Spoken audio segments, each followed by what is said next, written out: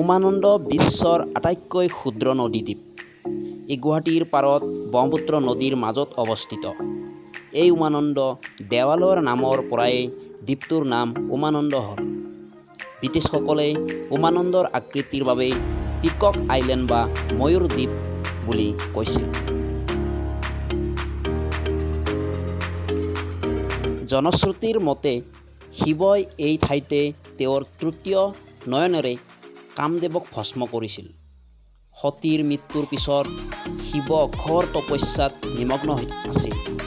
শিৱৰ তপস্যা ভাঙিবলৈ দেৱতাসকলে কামদেৱৰ সহায় ল'লে।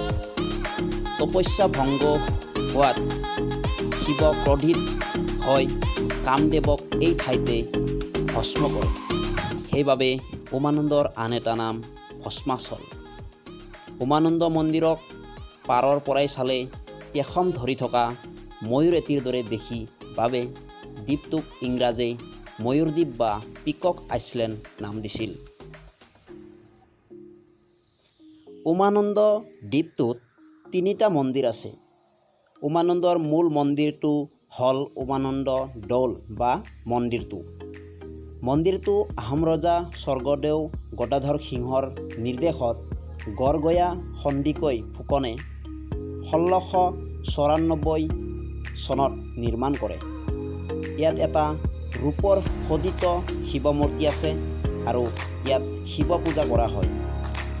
আৰু আন দুটা মন্দিৰৰ চন্দ্ৰশেখৰ মন্দিৰটো আহোম ৰজা চন্দ্ৰকান্ত সিংহই 1820 চনত নিৰ্মাণ কৰে বুলি জনা যায়।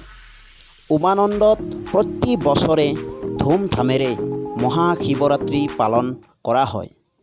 শিৱৰাত্ৰিৰ বাবেই উমানন্দ আৰু ব্ৰহ্মপুত্ৰৰ পাৰত মেলা বহে আৰু এই মেলাত বিভিন্ন দেশ বিদেশৰ বিভিন্ন ভক্তৰ সমাৱেশ ঘটে।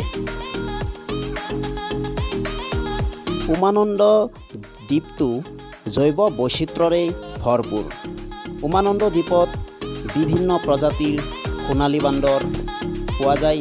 লগতে বিভিন্ন ধৰণৰ চৰাই চিৰিকটি দেখিবলৈ পোৱা যায়।